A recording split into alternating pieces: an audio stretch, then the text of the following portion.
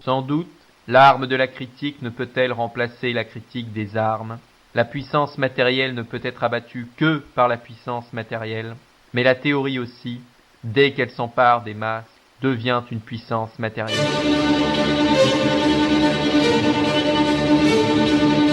Nous reconnaissons notre vieil ennemi, la marchandise, le travail marchandise, la société marchande, le capitalisme. Mais la critique le découvre comme inséparable de l'État moderne.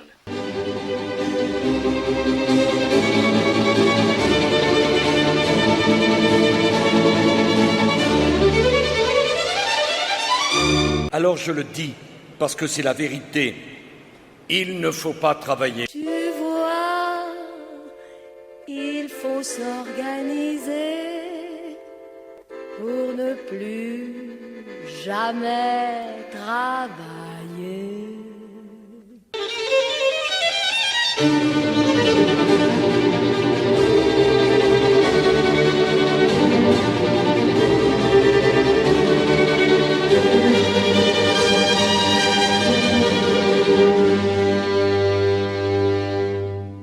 Et donc nous sommes sur Radio Libertaire, la radio sans Dieu, sans maître et sans publicité, dans une émission de Sortir du capitalisme consacrée aujourd'hui à une histoire globale de l'émergence du capitalisme. Et pour parler de cette histoire globale de l'émergence du capitalisme, nous sommes avec Benjamin, étudiant en sciences sociales. Bonjour Benjamin. Bonjour. Alors pourquoi est-ce qu'on s'est proposé de faire cette émission ? Parce que l'histoire de l'émergence du capitalisme n'est pas un sujet neutre, c'est un sujet historique où il y a des enjeux politiques particulièrement importants. Moi, j'en citerai personnellement deux qui me paraissent importants.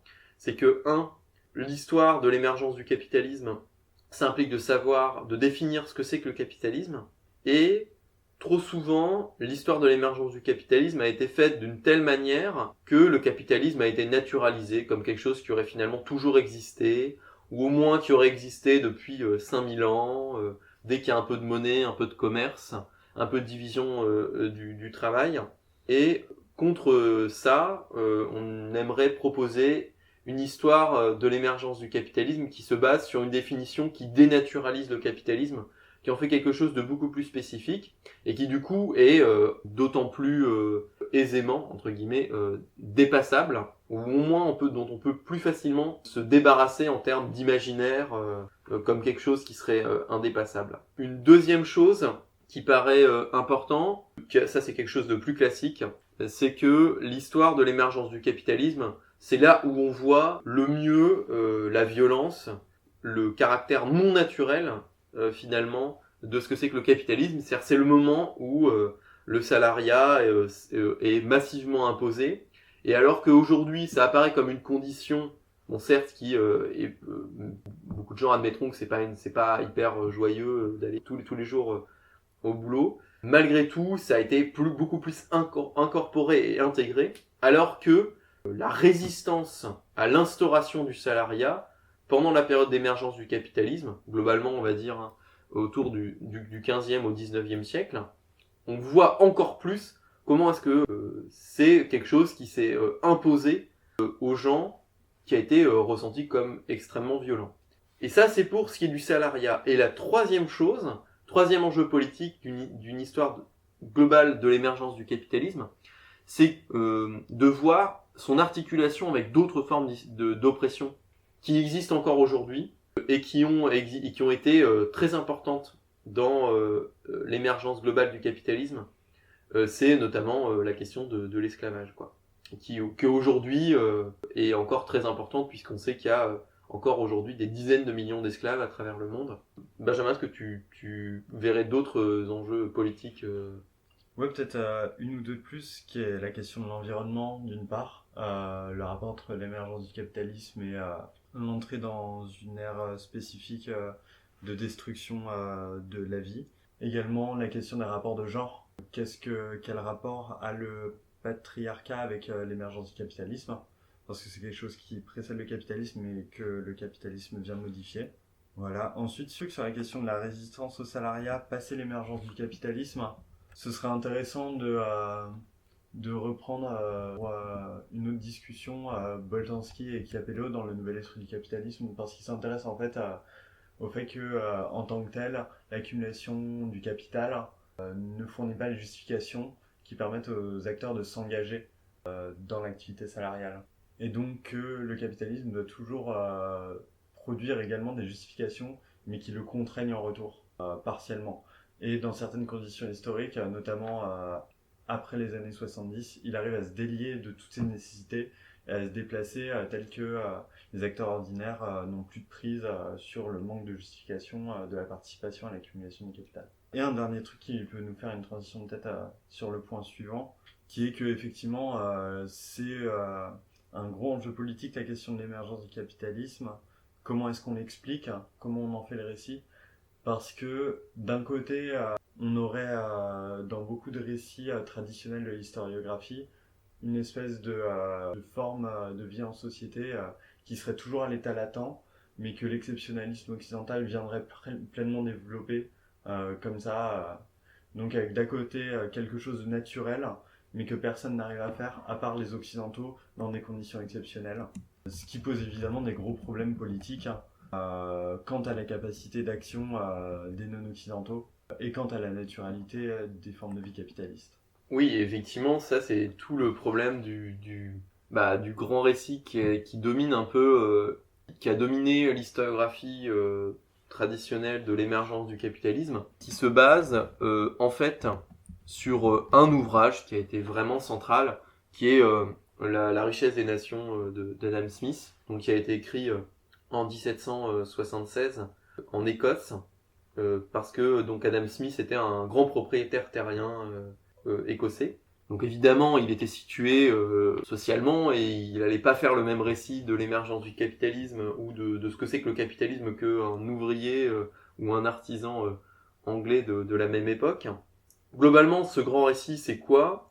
C'est que finalement, le capitalisme n'est que le prolongement naturel du troc, d'abord, ensuite de la monnaie qui serait simplement une espèce de transformation commode du troc, et ensuite cette monnaie qui permet du coup l'accroissement des échanges, parce qu'il y a une tendance inhérente à l'humanité à l'accroissement des échanges, et du coup les gens pour pouvoir échanger plus vont se spécialiser, et donc ça va être le fameux concept de division du travail. Depuis la nuit des temps, les êtres humains ont fait du troc.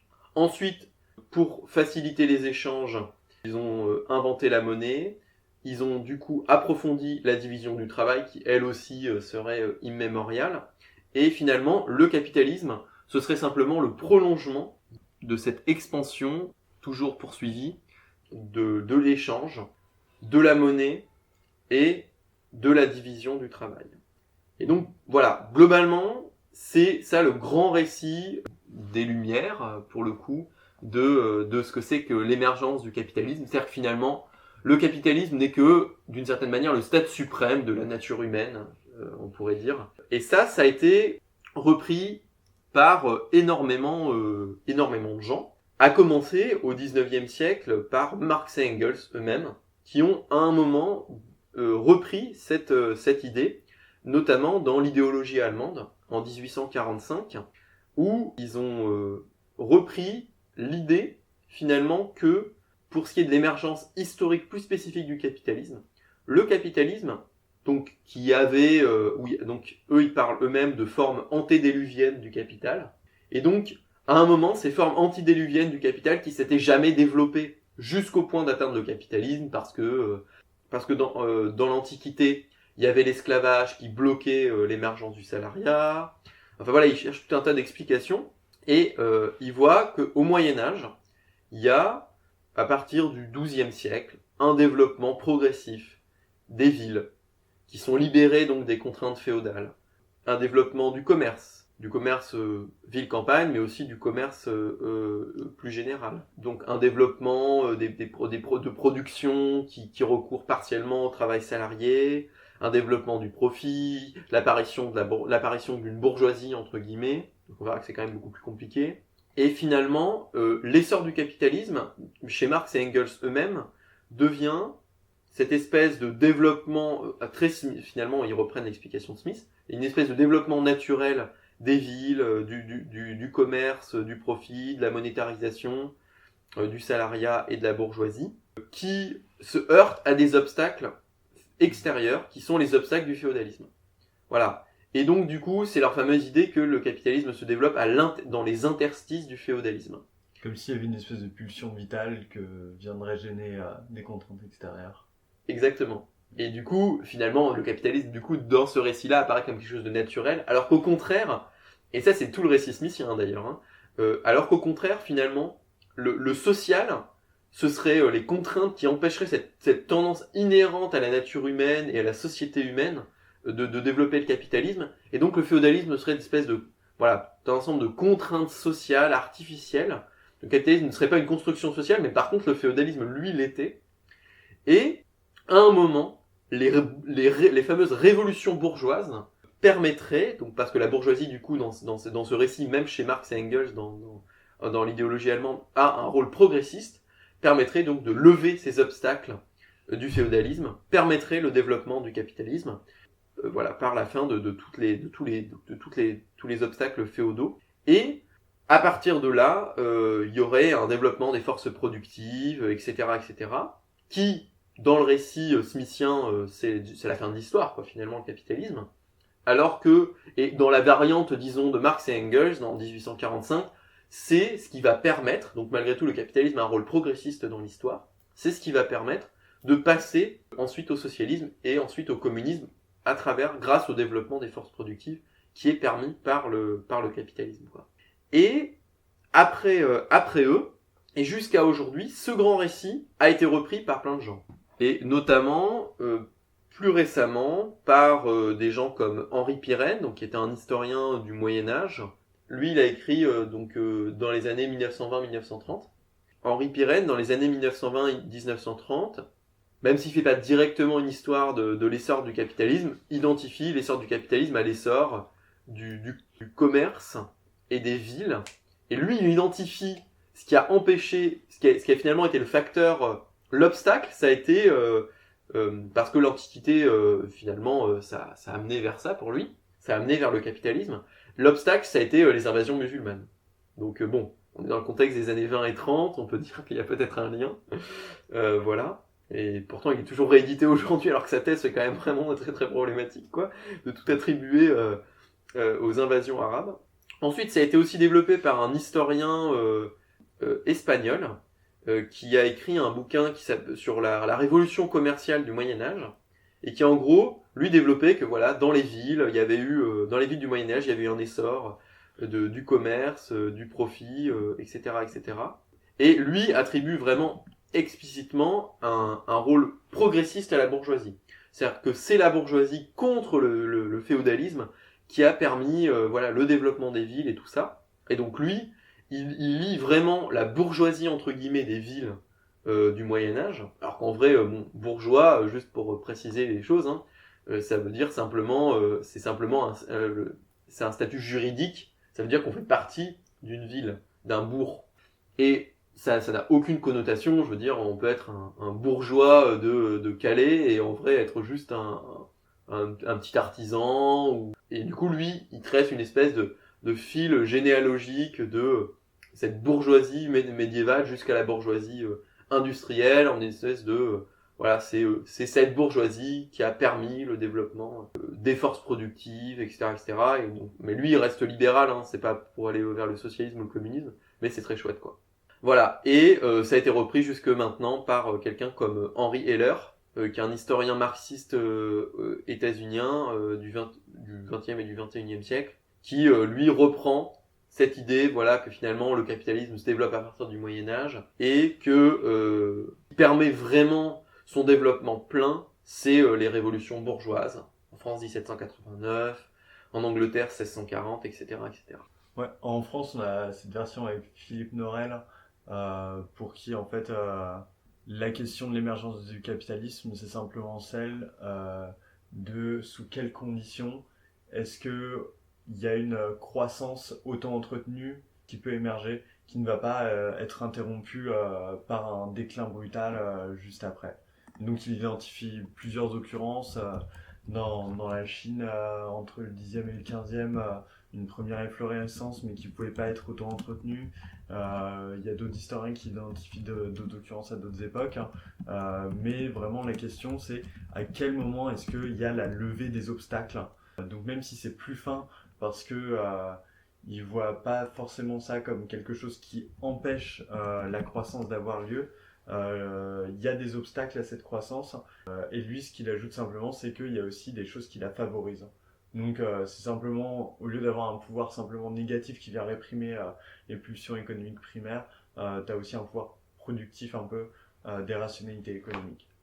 Ouais, c'est effectivement, on voit quand même que ce récit, il est extrêmement prégnant et il témoigne tout simplement du fait que ce soit de Adam Smith à nos jours, la plupart des historiens naturalisent le capitalisme parce que c'est la forme de société dans laquelle ils vivent et que du coup forcément ils ont tendance à voir cette forme de vie comme la seule forme de vie possible, la seule forme de vie souhaitable parce que sinon ce serait une espèce de retour à la barbarie, au troc, etc. Et puis en plus avec une justification éventuelle qui peut être celle d'un téléologisme mais assumé, en disant voilà, on vise à faire l'histoire du capitalisme, donc on va regarder l'histoire à travers les lentilles de qu'est-ce que c'est le capitalisme. Ce qui évacue de fait les contributions non capitalistes à l'émergence du régime de production capitaliste. Ouais, effectivement, la question de la téléologie, du coup, pour préciser un peu ce concept, c'est l'idée que finalement, l'histoire, c'est le déroulement linéaire du début jusqu'à la fin, où on a une espèce d'embryon à la base qui serait cette nature humaine portée vers l'échange, le troc, etc. Et puis, l'histoire ne serait que espèce de déroulement. Téléos en grec, c'est finalement ce qui a une fin. C'est tendre vers une fin. C'est tendre vers une fin. Ouais. Et du coup, l'histoire tendrait vers le capitalisme. Depuis le début, depuis cette espèce d'embryon basé sur la nature humaine.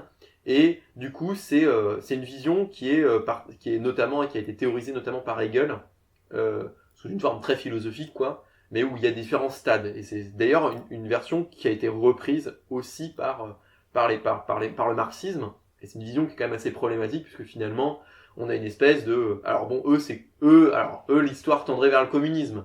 Bon, c'est mieux déjà que l'histoire tend vers le capitalisme. Mais bon, jusque maintenant, en tout cas, elle a tendu vers le capitalisme. Et du coup, c'est quand même assez problématique comme vision, notamment parce que ça reparle d'une espèce de nature humaine et ça naturalise vraiment le capitalisme.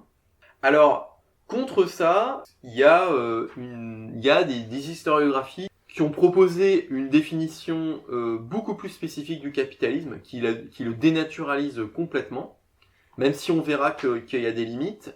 Et ici, je parlerai donc du marxisme politique, qui est donc une historiographie et une théorie qui se développe à partir des années 1970, à partir d'un historien qui s'appelle donc Robert Brenner, et qui va critiquer cette vision du capitalisme comme étant une tendance naturelle de l'humanité qui part avec le développement des échanges, le développement du commerce et le développement des profits, etc.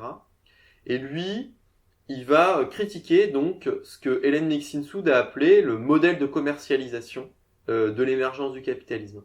C'est-à-dire, il va dire non, le capitalisme ce n'est pas le produit du développement du commerce, de la monnaie, etc. Mais c'est quelque chose de beaucoup plus spécifique et qui, du coup, ne se heurte pas à des obstacles artificiels comme le féodalisme, mais qui, au contraire, procède d'une dynamique très spécifique, qui est la dynamique du féodalisme anglais à partir de 1066. Je vais aller relativement rapidement parce qu'on a déjà évoqué cette question dans une autre émission avec William, qui est passé justement il y a quelques semaines. Mais pour résumer le propos, les spécificités du féodalisme anglais auraient fait que les seigneurs anglais, au lieu de se contenter de simplement extorquer à leurs paysans leurs récoltes sous une forme monétaire ou sous une forme en nature, peu importe, ou sous la forme de corvée, aurait opéré à partir de 1350 un tournant commercial, parce que ils avaient des pouvoirs sur les terres qui étaient spécifiques et uniques à l'Angleterre, qui étaient liés au contexte de la conquête en 1066.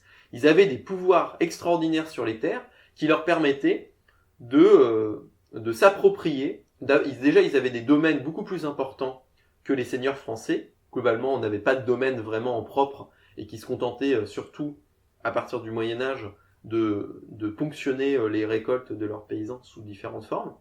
Au contraire, en Angleterre, ils avaient déjà des terres très importantes.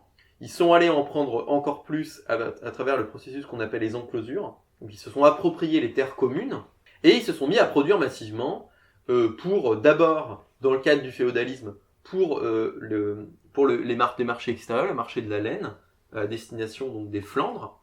Et ensuite, ils se sont mis, comme pour tout un tas de raisons, il y avait une unification politique de l'Angleterre et une centralité de Londres en Angleterre, ils se sont mis à produire massivement pour le marché de Londres. Ils sont devenus dépendants du marché. Et donc, cette dépendance de l'aristocratie au marché a fait qu'ils ont dû progressivement chercher à expulser leurs paysans de leurs terres pour devenir plus productifs et plus compétitifs, se débarrasser finalement de toutes les contraintes, entre guillemets, des relations de dépendance entre seigneurs et paysans. Donc ils ont cherché à les expulser, et en 1640, ils ont réussi, pendant la Révolution anglaise, qui est un moment assez important dans tout ça, à affirmer un droit de propriété absolu sur leurs terres, qui leur a permis de se débarrasser de la paysannerie, progressivement, et à la place de se transformer en propriétaires capitalistes, qui, donc au départ, ils prenaient en charge directement une espèce de production capitaliste, où ils étaient contraints par le marché d'améliorer leur productivité, leur compétitivité, etc., parce qu'ils étaient tous en concurrence les uns avec les autres.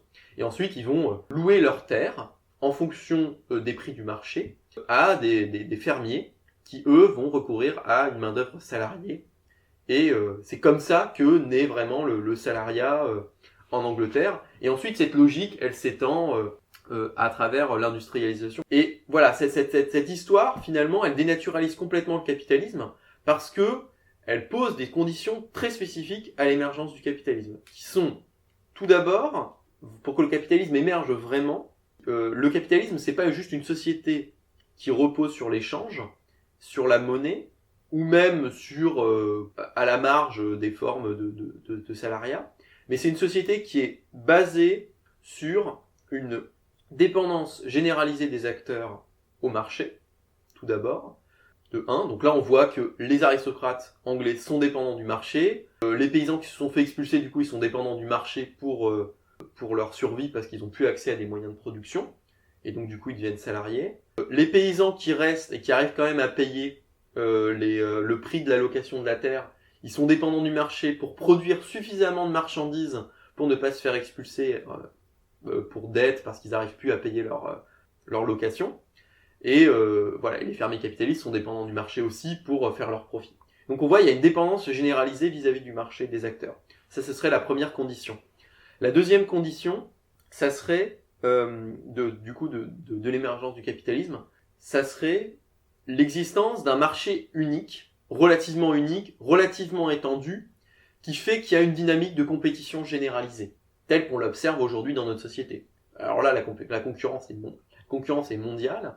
En Angleterre, pour la première fois, il y a une concurrence nationale qui va s'instaurer. Alors qu'en France, cette concurrence nationale n'existe pas, parce que les marchés sont fragmentés par des barrières douanières, par l'éloignement géographique, les coûts de transport, enfin tout un tas de choses qui en France ne vont disparaître qu'à partir de la Révolution française. La dépendance générale des acteurs, pareil, on la retrouve pas en France, parce que les paysans ont les terres, pratiquent une forme d'autosubsistance assez large, jusqu'au 19e siècle, et ça c'est dans une autre émission qu'on a fait avec William. Et par exemple, pourquoi est-ce que le capitalisme n'a pas émergé en Chine au 18e siècle ?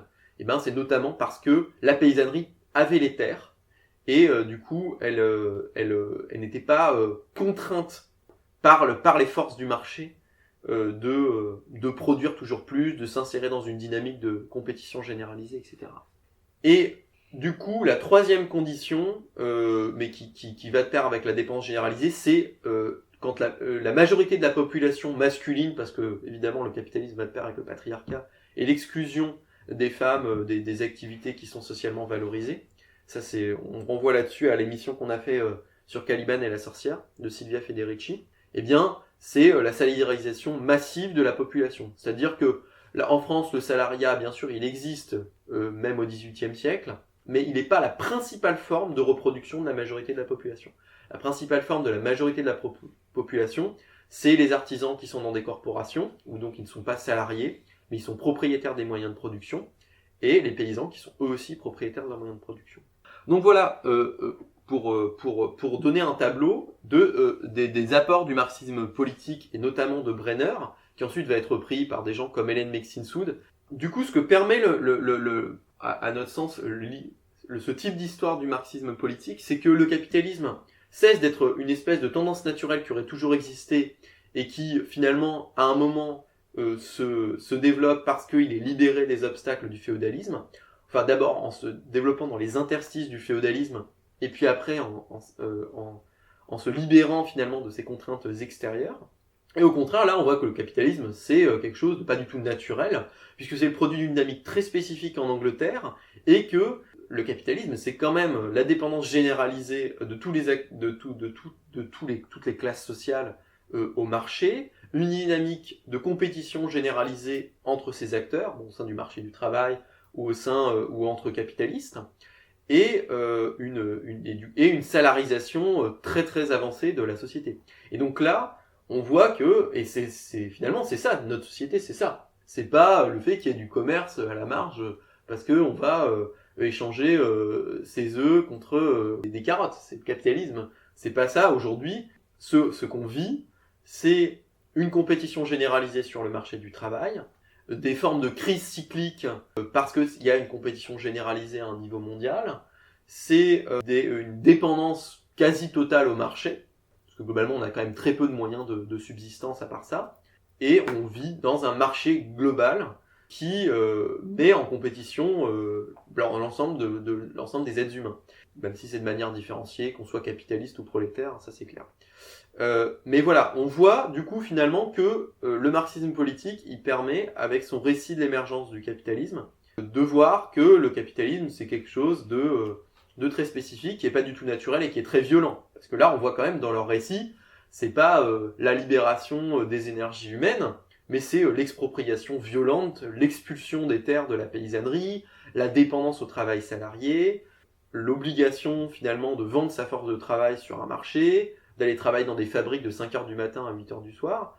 Enfin, on voit finalement que l'émergence du capitalisme, c'est quelque chose de spécifique qui arrive en Angleterre, et dans des conditions très particulières, et de violent.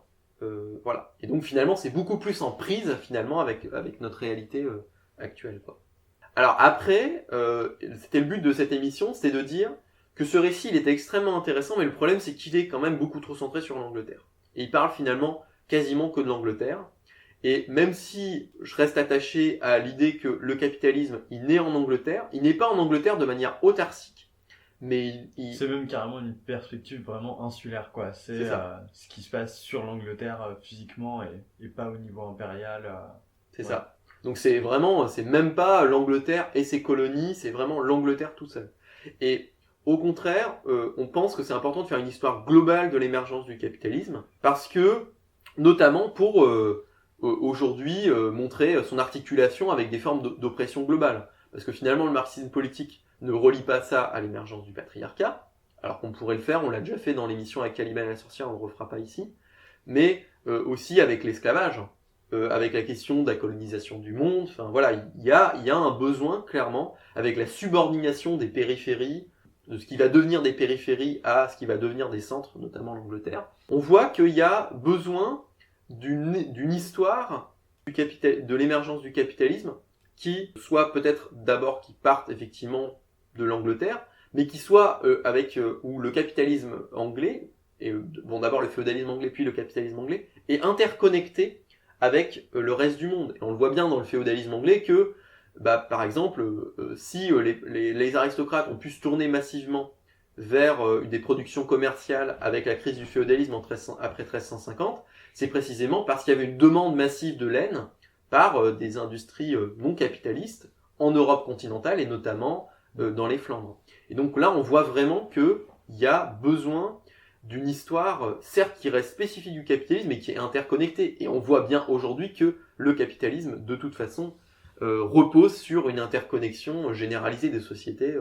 Peut-être une autre limite qui va avec ce problème de l'articulation. On pourrait la comprendre à partir du problème de l'État dans l'explication de l'émergence du capitalisme chez les marxistes politiques, qui est qu'il est à la fois, en fait, il y a une spécialisation des moyens de coercition dans la sphère publique et une spécialisation des moyens d'extraction du surplus dans la sphère économique. Donc il y aurait ces deux sphères qui se séparaient un peu comme ça, ce qui permet aux marxistes politiques de faire une dichotomie entre les modes d'exploitation coercitive politique et économique. Donc le capitalisme serait caractérisé par une dominante économique, alors que en fait quand on regarde les études micro-historiques sur l'Angleterre de l'époque montrent bien que l'État avait la main particulièrement lourde pour imposer une forme de vie capitaliste, notamment avec l'imposition de l'impôt, qui venait en fait remplacer les formes d'endettement locales précédentes. Et ce qui pose donc aussi la question de l'articulation entre la dynamique spécifique de l'Angleterre et la dynamique des pays occidentaux proches. C'est-à-dire que si on peut plus simplement dire voilà, en Angleterre, c'est les moyens d'extraction économique qui ont pris le devant, ça complexifie aussi la question de est-ce que simplement c'est des États féodaux à côté qui n'ont pas réussi à faire dominer l'économie, ou est-ce que l'articulation est plus complexe que ça? Ce qui était intéressant, disons, dans cette thèse du marxisme politique, c'était de clairement dire bah non, le capitalisme, c'est pas l'exploitation, c'est une certaine forme d'exploitation qui passe par le surtravail, par le salariat, par le profit, alors que dans les autres formes de société, c'est très différent, et du coup, c'est pas dès qu'il y a de l'exploitation, il y a du capitalisme. Mais par contre, là où ils vont trop loin, c'est qu'ils coupent les ponts entre les deux, et surtout, en réalité, c'est pas si tranché que ça. Peut-être, moi, je serais assez en faveur d'une espèce de forme de dualisme souple là-dessus. Parce qu'en réalité, par exemple, si on suit Jean-Yves Grenier dans son livre « L'économie d'Ancien Régime », bah si, il y a des formes d'exploitation économique en France, clairement, au XVIIIe siècle. Par exemple, les paysans qui sont obligés de louer leurs terres à des propriétaires bourgeois, bah clairement, il y a une exploitation économique, il n'y a pas de coercition. Et pourtant, Jean-Yves Grenier montre bien que c'est pas une société capitaliste. Et du coup, c'est pas tellement ce qui caractérise pas le capitalisme, c'est pas en soi l'exploitation économique versus exploitation politique, mais c'est le fait que cette forme d'exploitation économique, enfin l'exploitation économique, elle prend la forme d'une concurrence généralisée et dans un marché relativement unique avec une dépendance totale au marché, ce qui n'était pas le cas du coup des paysans français, qui n'étaient pas dans un marché unique avec une compétition généralisée, Unifié surtout. Voilà, et pas dans un marché unifié français, et qui n'étaient pas intégralement dépendants de la location de ces terres. Et surtout, ces terres, ils les louaient non pas pour les vendre au marché, mais pour l'autosubsistance. Donc là, effectivement, un des problèmes, et réciproquement, à l'inverse, du coup, il y a des formes d'exploitation économique qui ne sont pas capitalistes, même si elles y ressemblent un petit peu, mais il y a des formes d'exploitation économique qui ne sont pas capitalistes, et inversement, des formes d'exploitation politique peuvent jouer un rôle décisif dans le cadre du capitalisme. Je pense notamment à l'esclavage au sud des États-Unis au XIXe siècle. Charles Post, dans The American Road to Capitalism, qui est un livre très intéressant, qui est un marxiste politique, défend l'idée que le sud des États-Unis n'était pas capitaliste, parce que l'esclavage n'est pas un rapport de production capitaliste, puisque c'est pas du salariat.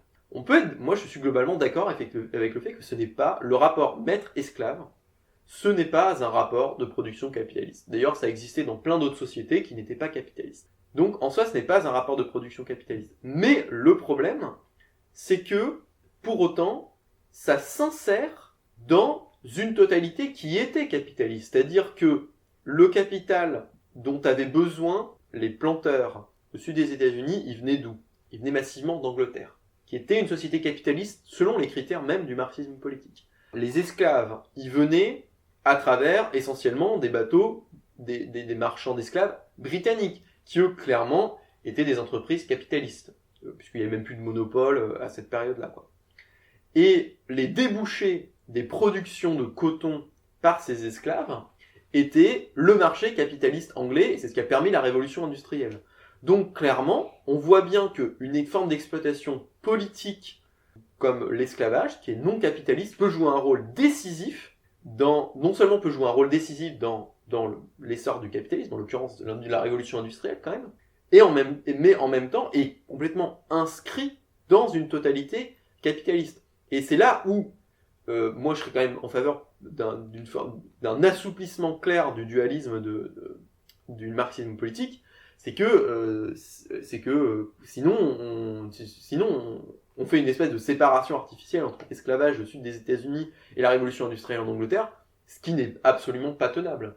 À la limite, on peut faire un dualisme comme ça entre le nord et le sud des États-Unis, comme le fait Charles Pause. Peut-être que c'est questionnable, mais enfin en tout cas, il essaie de démontrer que c'était vraiment deux dynamiques très différentes, je veux bien le croire. Mais alors là, clairement, pour le coup, le sud des États-Unis est complètement inscrite dans le capitalisme anglais, et d'ailleurs obéit donc fait partie de ce marché unique anglais, obéit bien à des contraintes de compétition généralisée. Du coup, ils sont obligés, parfois, le prix du coton baisse en fonction de cette compétition généralisée. Du coup, ils sont obligés d'augmenter l'exploitation des esclaves. Enfin, clairement, on peut pas faire une histoire autarcique de la révolution industrielle qui ne prendrait pas en compte cette forme d'exploitation non capitaliste qu'est l'esclavage, et qui pourtant était décisif et qui faisait partie de la totalité du capitalisme. Et tout ça, c'est très intéressant. On trouve ça notamment dans le bouquin de Sven Beckert, qui s'appelle Empire of Cotton, et qui est assez intéressant, plutôt sur la partie empirique plutôt que sur la partie théorique, parce qu'elle est critiquable. On y reviendra peut-être dans la deuxième partie de l'émission. Il y a d'ailleurs même pas vraiment de partie théorique. Ouais, il y a pas vraiment de partie théorique, c'est clair. Et je pense que clairement, il y a un problème avec cette vision du marxisme politique, d'une émergence un peu autarcique du capitalisme dans un seul pays, un petit peu comme on parlait du socialisme dans un seul pays. Il y a un petit peu ça, et du coup l'importance de la domination géopolitique du colonialisme, de l'esclavage, et on pourrait même parler du patriarcat, disparaît complètement.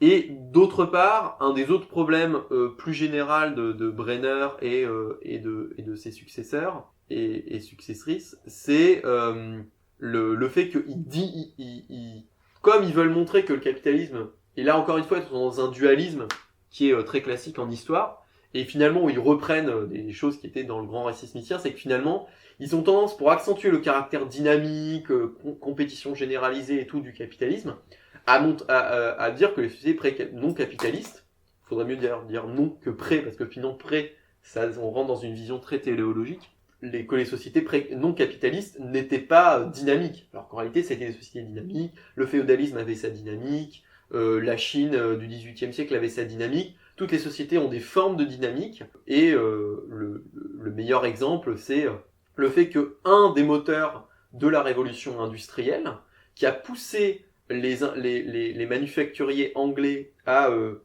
développer les forces de production technologiques, à rationaliser le processus de production, à grouper les artisans dans ce qui est devenu des fabriques disciplinaires, etc. C'est la concurrence supérieure des textiles indiens qui étaient pourtant produits de manière non capitaliste, où c'était des producteurs qui possédaient leurs moyens de production, etc., qui passaient par des réseaux de marchands non capitalistes, et qui pourtant étaient plus compétitifs que les manufacturiers anglais de l'époque, qui faisaient des trucs de meilleure qualité, et pas forcément beaucoup plus chers. Et donc là, on voit que il y a vraiment des limites à une explication uniquement centrée sur l'Angleterre, de l'émergence du capitalisme, anglais lui-même d'ailleurs. Enfin, tout ça pour dire qu'il faut vraiment une histoire globale de l'émergence du capitalisme, même si, pour des raisons à la fois politiques et historiques, il faut évidemment définir le capitalisme de manière spécifique pour le dénaturaliser, tout ça. Mais il faut aussi pour finir sur ces raisons politiques, l'articuler avec d'autres formes de domination qui coexistent avec le capitalisme depuis son émergence et qui continuent de coexister avec lui, le colonialisme, l'esclavage, le patriarcat, la subordination d'une partie du monde périphérique, entre guillemets, à des centres, etc. etc. Et donc, dans la deuxième partie de cette émission, on va essayer de montrer qu'est-ce que peut nous apporter des historiographies qui, justement, pensent d'emblée, de manière globale, que ce soit l'historiographie des systèmes-mondes, que ce soit l'histoire, ce qu'on a appelé l'histoire globale, ou l'histoire économique globale, plus spécifiquement, et ensuite la fameuse thèse de la grande divergence, qui sont que des récits qui critiquent le fait qui critiquent l'anglocentrisme ou l'eurocentrisme des récits alors traditionnels de l'émergence du capitalisme et aussi du récit du marxisme politique de l'émergence du capitalisme. Donc là, on va faire une pause musicale.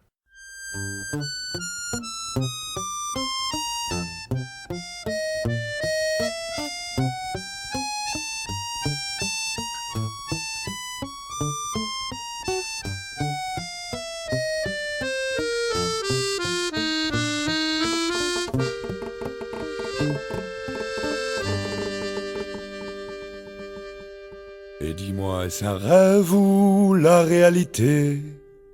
Notre errance improbable dans cette immensité. La balade s'est emballée il y a si longtemps que tout le monde a oublié le pourquoi du comment. Le comment du pourquoi, du commun des mortels. La servitude volontaire et ses petites ficelles. Je te prêterai bien un ami si jamais ça se prête, mais ce n'est pas dit. Rouki brouki, les mains dans les poches. La nuit est chaude, les corps frissonnent et l'orage approche. Nous dansons dans les rues et les pavés résonnent. Ne t'inquiète pas, nous sommes tous là et n'oublierons personne.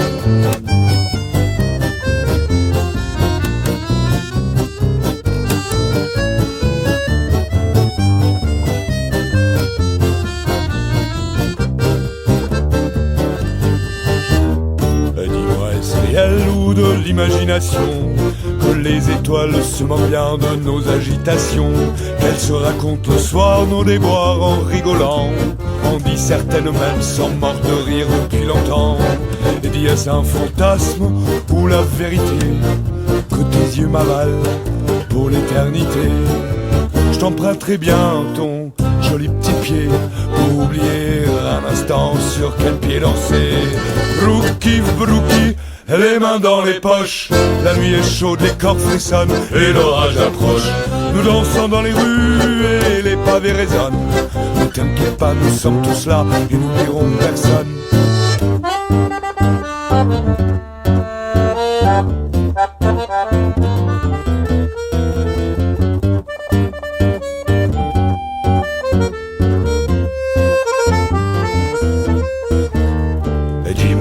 Réel ou une hallucination?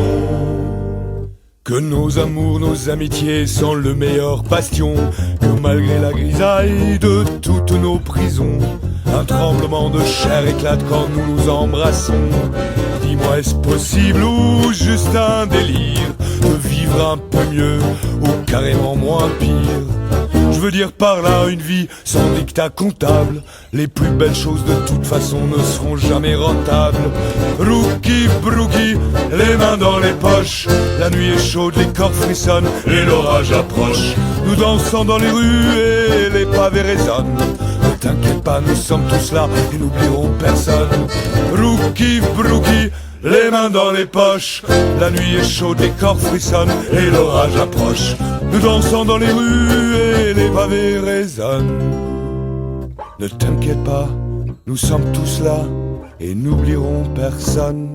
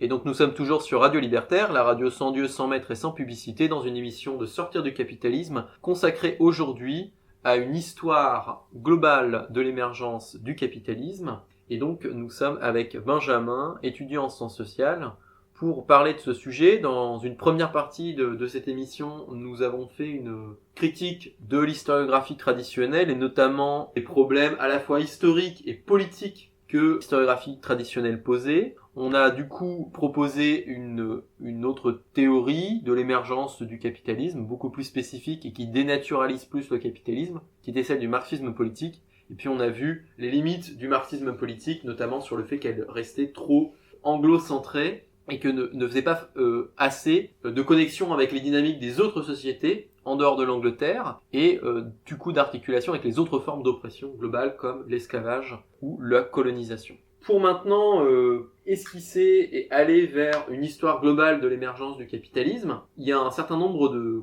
courants historiographiques qui ont tenté de sortir des limites de l'Europe pour penser l'émergence du capitalisme, et notamment la première, pas historiquement, mais la première qui peut apporter des choses par rapport à ça, ce serait du coup l'histoire en termes de système-monde, qui est donc une approche qui a été proposée à la suite de Fernand Braudel, qui est un historien du coup assez important de la Méditerranée notamment, qui a beaucoup utilisé le concept d'économie-monde. Finalement, le fait que le développement commercial de l'Europe du 15e au 18e siècle n'est pas un développement stricto sensu européen, mais un développement beaucoup plus global, qui allait vers l'Inde, vers la Chine. À partir de ça, Immanuel Wallerstein, qui est donc un sociologue états-unien, a proposé du coup de parler de l'histoire de l'émergence du capitalisme en termes d'une succession de systèmes-mondes. D'abord le système-monde espagnol, portugais, génois, etc., donc plutôt du 15e, 16e siècle. Ensuite, un système-monde hollandais, plutôt au XVIIe siècle. Un système-monde anglais, ensuite, à partir de la Révolution industrielle, jusqu'à la fin du XIXe siècle. Et puis, enfin, le système-monde américain, dans lequel on serait toujours. Et l'intérêt de leur perspective, c'est que ça relie l'histoire de ce qui, malheureusement, est toujours pensé en termes de moteur ou de centralité historiographique, c'est-à-dire l'Europe, l'Occident, les États-Unis, etc. Mais il y a une articulation entre du coup ce qui est appelé des centres. Alors du coup, moi ce que je trouve intéressant quand même, c'est cette notion de centre finalement, comme elle est extensible au Japon, à la Chine aujourd'hui, finalement elle perd progressivement au cours de l'histoire de son caractère très eurocentrique. Et des centres qui seraient caractérisés par le fait qu'ils se subordonneraient des périphéries dont ils capteraient les ressources, la force de travail, etc. Et donc à différents moments de l'histoire. Donc par exemple, on pense là au pillage des Amériques par les empires espagnols et portugais qui ont drainé énormément d'argent et d'or. On pense au système-monde anglais à la révolution industrielle qui reposait énormément sur le coton issu du travail des esclaves dans le sud des États-Unis, puis bon, avant aussi dans les Caraïbes. Et puis on pense aux États-Unis et le système pétrolier mondial qu'ils ont mis en place au cours du XXe siècle.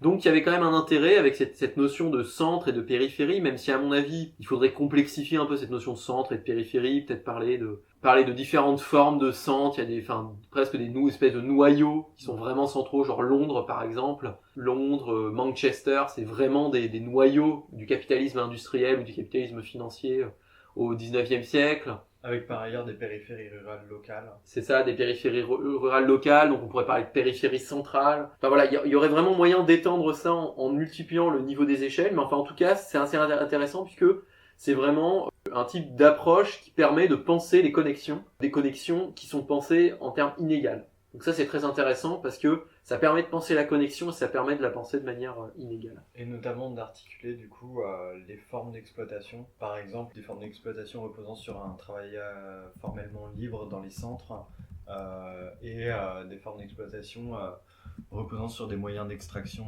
du coup non économiques, coercitifs de la force de travail. Dans les périphéries. Ouais, complètement. C'est vrai que du coup, ils ont réussi à sortir d'une histoire qui opposait finalement le salariat à l'esclavage, que ce soit de manière positive pour les libéraux en disant le salarié c'est génial, l'esclavage c'est pas bon, ou que ce soit de manière plus marxisme politique en disant le salariat c'est pas bon, l'esclavage non plus c'est pas bon, mais c'est pas du tout la même chose, c'est vraiment très très séparé quoi. Et c'est clair qu'il y a vraiment, ils ont réussi à penser voilà, les formes d'exploitation domestique, il y aurait presque des usages féministes qu'on pourrait faire de la théorie des systèmes mondes. Même Wallerstein commence à en parler un petit peu, notamment dans son livre qui s'appelle Race, Nation, Classe, qui est très intéressant, sur lequel on a fait une note de lecture. Mais en tout cas, ça permet de penser ça. Après, les grosses limites de cette approche, pour en citer quelques-unes, le premier problème, c'est que ça parle de système monde, alors même que on peut considérer que jusqu'à la colonisation de l'Inde, qui commence vraiment dans la deuxième moitié du XVIIIe siècle, et surtout dans la colonisation informelle de la Chine à partir de la deuxième moitié du XIXe siècle, c'est-à-dire les guerres de l'opium globalement, on peut considérer que avant cette période où l'Inde et la Chine sont effectivement subordonnées à ce qu'on pourrait appeler le système monde britannique, enfin, à partir de ce moment-là, tant qu'il y a ça, il n'y a pas un système monde britannique, dans le sens où il y a plutôt une espèce de un système transatlantique britannique, où là, vraiment, la Grande-Bretagne est centrale, c'est le fameux commerce triangulaire, quoi. Voilà, avec, du coup, la Grande-Bretagne qui ramène des produits manufacturés, du coton d'Inde, ou des armes, pour récupérer des esclaves. Les esclaves sont ramenés dans les Caraïbes, et au sud des États-Unis pour produire du coton qui va servir à la révolution industrielle anglaise. Mais enfin en tout cas, il y a effectivement quelque chose comme un système transatlantique britannique qui existe dès le XVIIIe siècle. Par contre, parler de système monde, c'est très problématique parce qu'en réalité, l'Inde et la Chine conservent une indépendance politique très forte pour la Chine, un peu plus faible pour l'Inde, jusqu'au XIXe siècle. Et donc, ce qui fait que, par exemple, quelqu'un comme Sven Beckert proposait de parler plutôt de réseaux mondiaux avant l'émergence vraiment d'un système monde. Donc il y a, d'une certaine manière, il y a une espèce d'eurocentrisme, c'est-à-dire on fait naître le système monde européen, entre guillemets, bon, en réalité qui est anglais principalement au XIXe siècle. Enfin, après, avec l'expansion coloniale de la France et des autres puissances, on peut parler d'un système monde européen, mais enfin, en tout cas, ils étendent ce système monde anglais ou européen avant même son existence, à partir simplement de la conquête des Amériques et de la subordination de l'Afrique de l'Ouest à travers l'esclavage. Mais c'est trop tôt parce que ça veut dire c'est comme faire comme si le monde c'était l'Atlantique. Et or, ben non, il y a la Chine et il y a l'Inde. Et ce qui fait que par exemple quelqu'un comme Gunther Frank, qui a plein de problèmes et dont on va parler d'ailleurs, eh ben il a raison de dire, enfin de pointer que une énorme partie de l'or et de l'argent qui était drainé à partir de l'Amérique du Sud vers l'Espagne se retrouvait ensuite en Chine parce que les Européens avec ça achetaient des produits chinois. Et l'Inde reste jusqu'au XVIIIe siècle inclus le plus gros producteur le plus gros exportateur même de textiles au monde, quand on sait la centralité du textile jusqu'au XIXe siècle inclus, maintenant la révolution industrielle. On voit bien que clairement il y a un problème par rapport à ça. Et du coup, la critique qu'on pourrait faire un petit peu finalement de Wallerstein, c'est que, certes, il sort d'un eurocentrisme strict et il passe à une forme de transatlanticocentrisme qui reste assez limitatif et vachement focalisé finalement sur l'histoire des États-Unis et de l'Europe. Et ensuite, à partir de Wallerstein, faut rappeler un truc que pour lui, avant, il n'y a pas de système monde. Le capitalisme quand il émerge, marque aussi l'émergence de un système monde. Donc avant, il y a ce qu'il appelle des empires mondes. C'est écrit empire-monde ou système-monde, c'est pour dénoter le fait que ce seraient des zones qui fonctionneraient comme des mondes en tant que tels, complètement introvertis sur elles et eux-mêmes. Ce qui fait que de là, ça ouvrait des portes immenses effectivement à la contestation où situer le cœur du monde ou de la pluralité de systèmes mondes. Et donc de là, il y a toute une littérature qui essaie de se faire l'avocat de la présence de systèmes mondes ailleurs et avant, donc notamment en Asie du Sud-Est, dans l'océan Indien, même parfois en Amérique, même si c'est beaucoup plus difficile comme démonstration.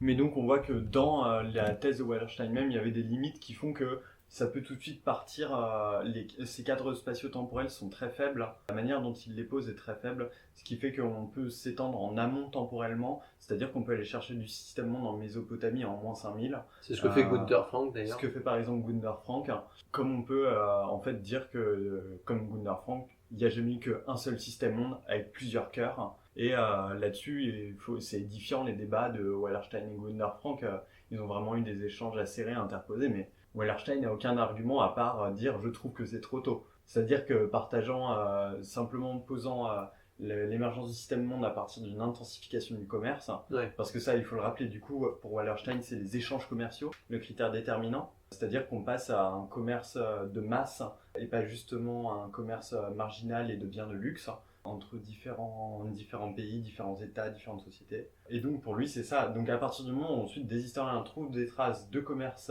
de masse ou éventuellement de commerce inégal dans des phases précédentes, on peut effectivement reprendre les critères de Wallerstein lui-même et à son corps défendant pour dire qu'il y avait du capitalisme.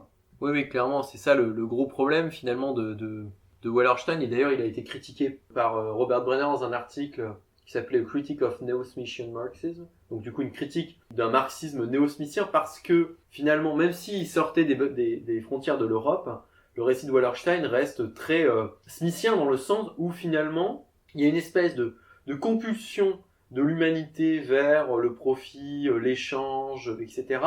Et finalement, ce qui faisait obstacle, disons avant le XVIe siècle, ce n'est plus comme dans le récit smithien le féodalisme, mais c'est un autre concept, c'est-à-dire c'est les empires-mondes, voilà, qui empêcheraient le développement du commerce et du profit et l'accumulation du capital, qui est très mal défini d'ailleurs chez Wallerstein, puisqu'on a l'impression que c'est juste une espèce de chose, pas un rapport social, et finalement aurait fait obstacle, et donc il prend l'exemple, voilà, typiquement de la Chine, où du coup les paysans ne peuvent pas vendre leur surplus sur le marché et du coup générer une espèce de dynamique, d'innovation, d'accumulation de capital, donc avec leur profit de leur vente, innover, augmenter les moyens de production, développer la division du travail, etc. Donc ça reste très smithien finalement, mais du coup là c'est la captation par une bureaucratie centralisée, comme par exemple la Chine, où finalement ça sort du schéma féodalisme, mais c'est principalement parce qu'il prend un autre exemple, il prend celui de la Chine et de l'Inde, où il y a effectivement soi-disant des États centralisés et tout, qui est beaucoup plus faible que ce qu'il dit, mais voilà. Et puis c'est un schéma qu'on retrouve en général dans son argumentation, qui est aussi un problème que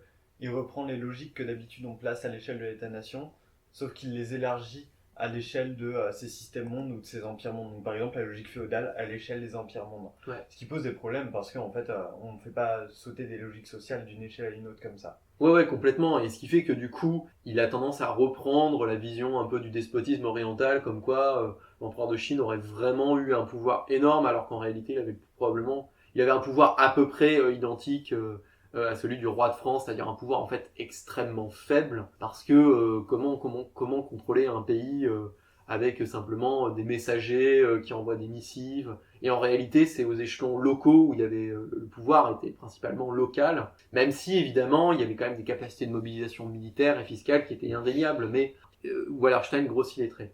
Après Wallerstein, il y a eu d'autres historiens qui finalement se sont réclamés du système monde. Bon, alors il y a évidemment Gunther Frank, peut-être tu peux en parler. En fait, je pense qu'il y a une transition par rapport à ce que tu viens de dire sur le fait qu'il reproduit un peu le cliché du despotisme oriental, c'est que s'annonçant comme une histoire non eurocentrique, Wallerstein finalement reproduit les dichotomies usuelles de l'eurocentrisme avec the West and the rest, l'Occident et le reste et les autres. Et donc là-dessus, il y a d'autres historiens effectivement qui ont essayé de continuer à dépasser l'eurocentrisme. Sauf que ce qui est frappant, c'est qu'ils l'ont fait toujours avec les mêmes outils analytiques fondamentaux que Wallerstein, avec une perspective néo-smithienne. Donc notamment, il y a un anthropologue comme ça, Jacques Goudy, qui s'est de plus en plus à travers sa vie intéressé à l'histoire globale, même si ses perspectives sont un peu plus complexes. En gros, sa thèse est que à partir de l'âge de bronze, il y a des sociétés mercantiles qui émergent et que toutes partagent des traits. C'est-à-dire que à travers toute l'Eurasie, les sociétés qui émergent en Mésopotamie, en Chine orientale, puis ensuite qui vont émerger au fur et à mesure en Grèce, puis en Europe, etc., partagent des traits fondamentaux, à savoir la présence d'une élite cultivée, de marchands, d'une sphère publique, d'une proto-forme de société de consommation, et que donc tracer des lignes trop marquées entre elles serait problématique. Donc ce que lui dit, c'est que plutôt que de prendre un instant T, par exemple le passage du féodalisme au capitalisme en Europe, et prendre cet instant et le prendre comme une preuve de la supériorité intrinsèque du capitalisme, il dit il faudrait voir ça en termes de cycle de croissance et de décroissance, c'est-à-dire qu'à certains moments, depuis l'âge de bronze, il y a des sociétés qui sont dominantes et d'autres qui sont dominées, mais finalement, elles sont pas radicalement différentes les unes des autres, et c'est jamais qu'une domination temporaire. Et donc la domination occidentale s'insérerait dans cette suite de domination temporaire où finalement tout le monde partagerait plus ou moins les mêmes formes de vie, avec une circulation des savoirs, des technologies, des formes de pensée, etc. Donc ce qui pose évidemment un énorme problème et que lui-même il a fini par cerner à la fin de son œuvre, notamment dans le vol de l'histoire. Il dit lui-même est-ce qu'on pourrait se passer du concept de capitalisme? Et il semble répondre par l'affirmative en fait. Dans son cadre d'analyse, c'est pas un concept pertinent, puisqu'en fait tout est pareil depuis l'émergence des villes. Il n'y a pas besoin de positionner de rupture radicale. Il y a d'autres historiens qui ont fait un peu le même genre de choses, donc on a parlé de Gunther Frank. Qui a remplacé ça par une espèce de truc finalement sinocentrique, où finalement au XVIIIe siècle, le monde entier tournait autour de la Chine, ce qui est quand même très, très, très critiquable, quoi. Voilà, et alors avec cette particularité que donc Goody n'est pas historien de formation, même s'il a fait beaucoup d'histoire. Gunther Frank n'est pas historien de formation non plus. Mais par contre, quelqu'un qui est historien de formation et qui est un peu moins connu, mais qui s'est essayé à vraiment mettre sur le métier un paradigme de ce type, c'est Victor Lieberman. Donc dans une œuvre en 2 volumes qui s'appelle Strange Parallels, Southeast Asia in Global Context, il étudie un millénaire d'histoire de l'Asie du Sud-Est dans une perspective à la fois comparée avec la Chine, la Russie, le Japon, l'Angleterre et la France, et l'Inde également aussi, et dans une perspective connectée. Et en fait, ce qu'on retrouve, c'est exactement la même incapacité à restituer des différences socio-historiques. C'est-à-dire que vous lisez 1500 pages qui parlent de sociétés aussi différentes les unes des autres, et que vous ressortez avec le sentiment que toutes partageaient la même morphologie, les mêmes fonctionnements et logiques sociales, qui est a priori problématique. Et donc c'est un exemple particulièrement utile parce que voilà, quand on traite de tant de sociétés tellement différentes qu'on est incapable de restituer une différence, c'est qu'il y a a priori un problème dans le paradigme pour les aborder. Sous prétexte de vouloir détruire pour de bon l'eurocentrisme, en fait effectivement il n'y a plus de différence est-ouest, à part des différences très conjoncturelles. Mais de fait, c'est plus de l'eurocentrisme, c'est ce qu'on pourrait appeler un capitalocentrisme. Ouais, complètement. Et finalement, moi, ce qu'on peut avoir l'impression avec l'approche donc de l'histoire globale anti-eurocentrique, c'est que bon, avec Gunther Frank, clairement, l'idée que finalement ça existe depuis 5000 ans, c'est qu'on a l'impression que la globalisation capitaliste finalement est un phénomène transhistorique. Finalement, c'est même pas seulement le capitalisme qui est transhistorique, c'est même la globalisation capitaliste qui est transhistorique. Et globalement, il y a une espèce d'agenda politique qui est un peu une espèce d'exaltation de la nouvelle mondialisation depuis le début des années 2000, avec un capitalisme polycentrique. Et du coup, il y a une espèce d'obsession historiographique du polycentrisme. Alors parfois c'est tout à fait valable, clairement le fait que le monde n'était pas centré sur l'Europe jusqu'au 19e siècle, c'est tout à fait vrai, c'est très intéressant. Mais le problème c'est que j'ai quand même l'impression que ça notamment Pomeranz dans la grande divergence, donc l'idée finalement qu'il n'y avait pas de différence fondamentale entre l'Europe et la Chine, et notamment entre l'Angleterre et le delta du Yangtze jusqu'au milieu du XVIIIe siècle, et que le monde était polycentrique, et que finalement la Chine n'a pas pu faire la révolution industrielle pour des raisons qui tiennent principalement au fait que les réserves de charbon au nord étaient situées loin des zones économiques les plus développées, et toutes des explications qui sont faites, et qu'ils n'avaient pas de colonies dans le Nouveau Monde. Bon, ce qui est quand même, c'est presque du déterminisme écologique pur et dur. Du coup, on a l'impression que on retombe dans le schéma smithien finalement. C'est des sociétés qui auraient dû arriver à la révolution industrielle, au capitalisme industriel, mais qui n'ont pas pu pour des raisons écologiques, pour des raisons externes finalement. Et ce qui ramène en plus à une espèce de déterminisme environnemental assez lambda. Oui, c'est ça. Et finalement, c'est pour ça quand même qu'il y a un côté, même si Pomeranz s'en défend, mais un côté très malthusien finalement dans la thèse de Pomeranz, c'est-à-dire, il y a des contraintes écologiques tellement fortes en Chine que finalement ils n'ont pas pu faire comme en Europe, alors qu'en Europe, il y a eu une levée de ces contraintes écologiques par la machine à vapeur. Alors même que cette thèse est complètement, pas complètement fausse, c'est vrai que la révolution industrielle à un moment aurait eu besoin à un moment de charbon et de machines à vapeur pour se poursuivre. Mais au début, les 50 premières années, comme le montre par exemple Andreas Grassmann dans Fossil Capital, Ou Sven Beckert dans Empire of Cotton d'ailleurs. ou aussi Sven Beckert dans Empire of Cotton, c'est que la révolution industrielle s'est faite d'abord avec de l'énergie hydraulique en Angleterre pendant les 50 premières années. Et du coup, dire que la révolution industrielle en Angleterre, elle a eu lieu parce qu'il y avait du charbon, enfin je veux dire de l'eau, il y en avait en Chine aussi d'ailleurs, il y en avait même pas mal. Et donc du coup, c'est une thèse qui est hyper réductionniste. Oui, le charbon était une condition nécessaire de la révolution industrielle et du capitalisme industriel, mais c'était pas du tout une condition suffisante et ni une condition déterminante. Et ce qui en réalité a fait la différence entre le delta du Yangtze et l'Angleterre, c'est le fait que les dynamiques sociales étaient complètement différentes. C'est-à-dire que d'une part, en Angleterre, on avait cette dépendance générale au marché, l'expropriation de la paysannerie, un salariat massif. Cette dynamique, disons, du capitalisme agraire a fait que, d'une part, une partie de la population croissante a été poussée vers les villes, parce qu'expulsée des campagnes, et donc ça a créé une main-d'œuvre qui était dépendante du salariat, et donc qui était disponible finalement pour l'industrialisation, pour le système des fabriques. Première condition. Deuxième condition, l'expansion gigantesque de la production agricole, avec une augmentation sans cesse de la productivité du travail, la diminution des coûts, etc., a fait que les denrées agricoles étaient moins chères. Et du coup, ces denrées agricoles, le fait qu'elles soient moins chères, ont permis du coup aux consommateurs anglais de consacrer une partie de plus en plus importante à l'achat notamment de vêtements. Ce qui a permis du coup le développement d'un marché textile assez important en Angleterre. Alors que qu'en Chine, les paysans tiennent les terres, ils sont obligés de perdre une partie de leur récolte parce qu'ils les donnent aux seigneurs, mais les seigneurs n'ont que ça. Ils ont une partie de la récolte, mais ils n'ont pas de contrôle sur les terres. Et les paysans, qu'est-ce qu'ils font ?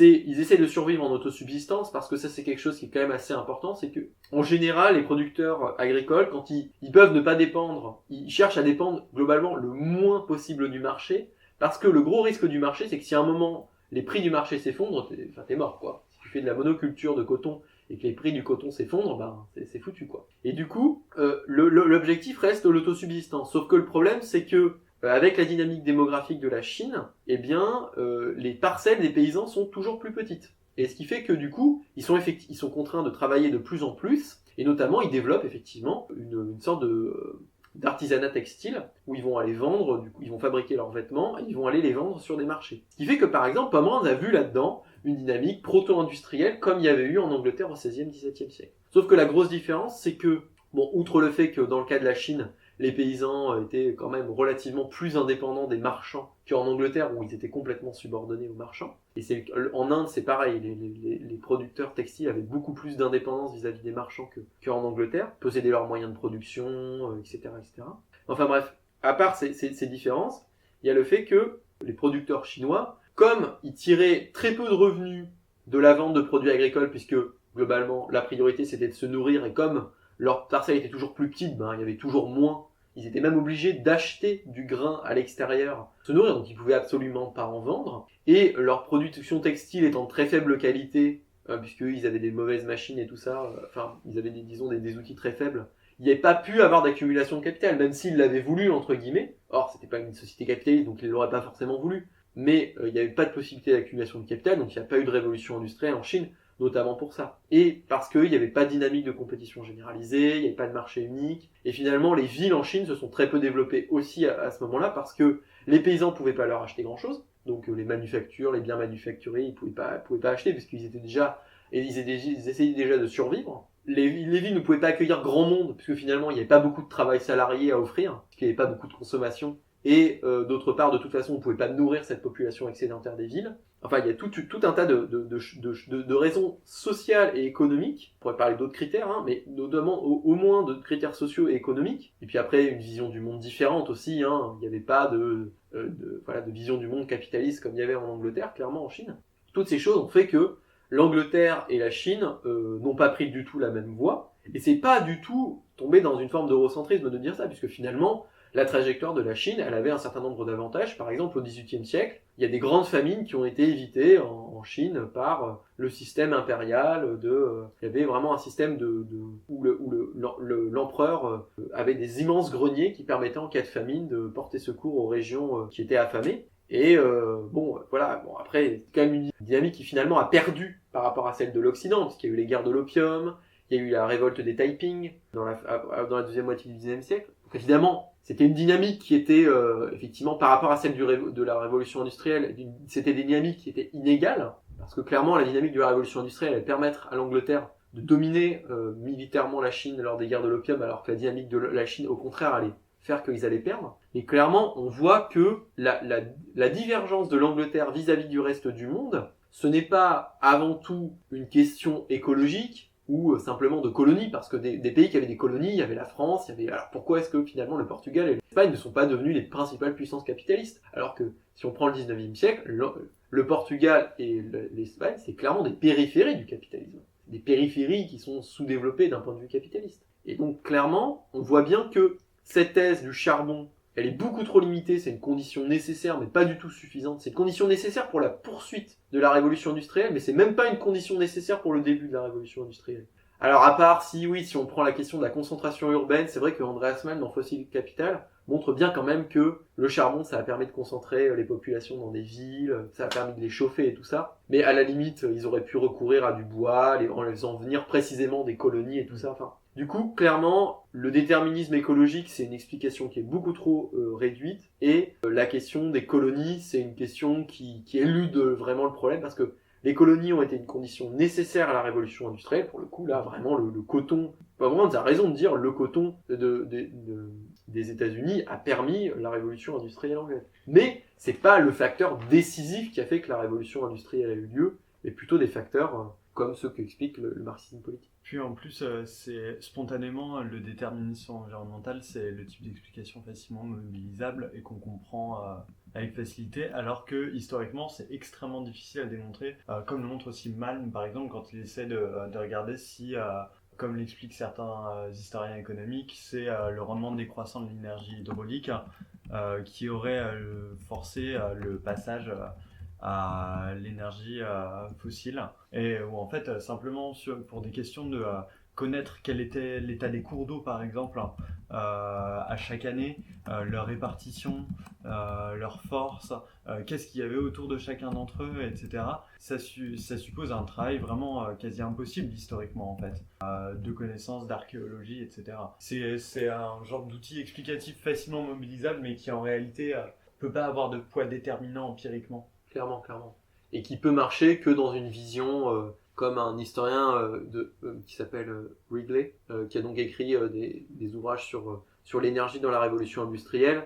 Et oui, évidemment que l'industrialisation de l'Angleterre à un moment, bien sûr, que le potentiel de l'énergie hydraulique aurait été entamé et que la transition... Mais ce que montre très bien Malm, c'est que la transition a eu lieu avant que ce potentiel énergétique soit réellement limité, et a eu lieu pour des raisons qui sont liées à la dynamique du capitalisme industriel, c'est-à-dire que la machine vapeur permettait d'asseoir un meilleur contrôle sur la main-d'œuvre, d'augmenter la productivité du travail et de répondre de manière réussie à, aux luttes ouvrières, à la baisse du temps de travail et tout ça. Enfin, voilà, c'est vraiment pour des raisons capitalistes que la machine vapeur a été adoptée et qu'on est passé une espèce de seconde révolution, enfin, pas de seconde révolution industrielle, mais disons de seconde phase de la révolution industrielle anglaise.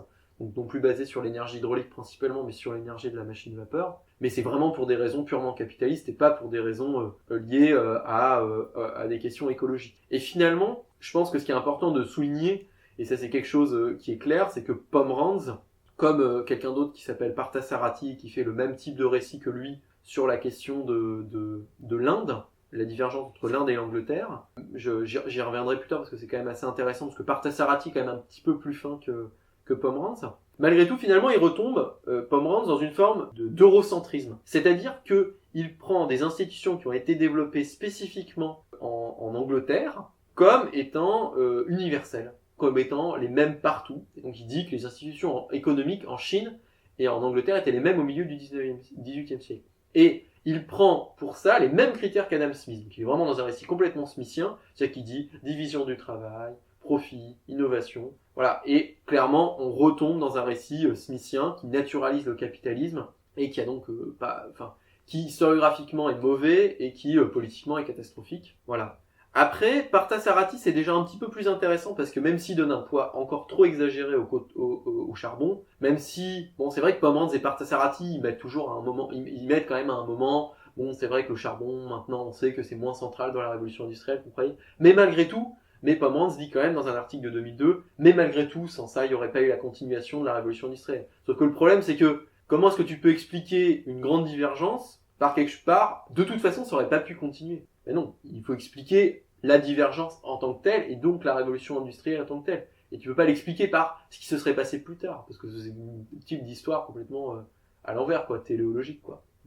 Et du coup, Parthasarathi, c'est déjà un peu plus intéressant parce qu'il montre que, bon alors, outre le fait que c'est lui qui, enfin, il met bien en avant le fait que l'industrialisation de l'Angleterre a eu lieu notamment en réponse à au fait que les textiles indiens étaient plus compétitifs sur les marchés globaux. Du coup, les manufacturiers anglais ont innové, rationalisé le processus de production, etc. pour répondre à la compétition des textiles indiens. Donc, ce qui renverse un peu le schéma eurocentrique. Très intéressant. Et ce qui est un peu intéressant aussi avec Parthasarathi, c'est que il dit bien que la spécificité de l'Angleterre, alors pour le coup il prend, c'est que elle a réagi de manière très différente de la France et de l'Empire ottoman à cette compétition indienne. Comment est-ce que ces trois pays ont réagi? L'Angleterre a réagi en fermant ses marchés au début du XVIIIe siècle au textile indien, mais pas au coton brut. Pour permettre aux manufacturiers anglais justement d'opérer ce que Robert Kurz de la critique de l'art appelle une modernisation de rattrapage, c'est-à-dire, donc du coup, ils ont commencé à copier les textiles indiens, ils ont commencé à essayer d'innover, à faire baisser les coûts de production, à améliorer la qualité, à répondre aux demandes potentielles de différents marchés, etc., etc. Et ensuite, ils ont commencé à devenir compétitifs sur les marchés mondiaux au bout de 70, 80 ans, sur les marchés globaux, et puis ils ont fini par même écraser l'artisanat indien dans les premières moitiés du 19e siècle. C'est une modernisation d'un rattrapage qu'on pourrait dire capitaliste, clairement. Alors que, c'est une forme de mercantilisme. Le mercantilisme, globalement, la perspective du mercantilisme, c'est une stratégie économique, disons, à partir du 15e, 16e siècle, c'est de dire, on va diminuer nos importations et on va augmenter nos exportations. Pour, justement, la perspective était liée aux métaux précieux, c'est-à-dire, c'était pour éviter que l'or et l'argent se barrent du pays, quoi. Et la stratégie de l'Angleterre, c'est une forme de mercantilisme, mais capitaliste, clairement capitaliste. C'est la seule forme d'ailleurs de mercantilisme capitaliste. Je sais même pas si on peut vraiment parler de mercantilisme. Enfin, globalement, ils reprennent des mécanismes qui sont ceux du mercantilisme, c'est-à-dire on stoppe les importations par du protectionnisme douanier, et on va essayer d'exporter plus tard. Le cas de la France est complètement différent, parce qu'en France, ils interdisent non seulement les produits indiens, pas faire de la concurrence aux manufacturiers de la soie et de la laine français, mais ils stoppent aussi les importations de coton brut parce que ça fait de la concurrence aux manufacturiers de la soie et de la laine. Et du coup, ils n'entament pas de modernisation de rattrapage capitaliste. Ils restent dans une forme de protection des intérêts acquis. Bon, ça démontre une nouvelle fois pourquoi est-ce que la France n'est pas capitaliste justement au XVIIIe siècle. Ce sur quoi on a consacré une émission justement avec William. On voit bien les différences de réponse à ça, et alors le cas le plus extrême étant celui de l'Empire ottoman, où eux ils font rien du tout. Ils se laissent envahir par les marchandises indiennes, et il n'y a jamais de modernisation de leur structure, il n'y a jamais de protection, ce qui fait que le secteur textile de l'Empire ottoman, qui était assez dynamique, va décliner progressivement à partir au XVIIIe siècle, et puis au XIXe siècle va s'effondrer, quoi. Bon, Parthasarathi au moins montre que l'État a des réponses différentes. Mais le problème, c'est que, et qui est le même problème qu'avec Pomerantz, c'est que il ne lie pas ces différentes réponses des États à différentes formes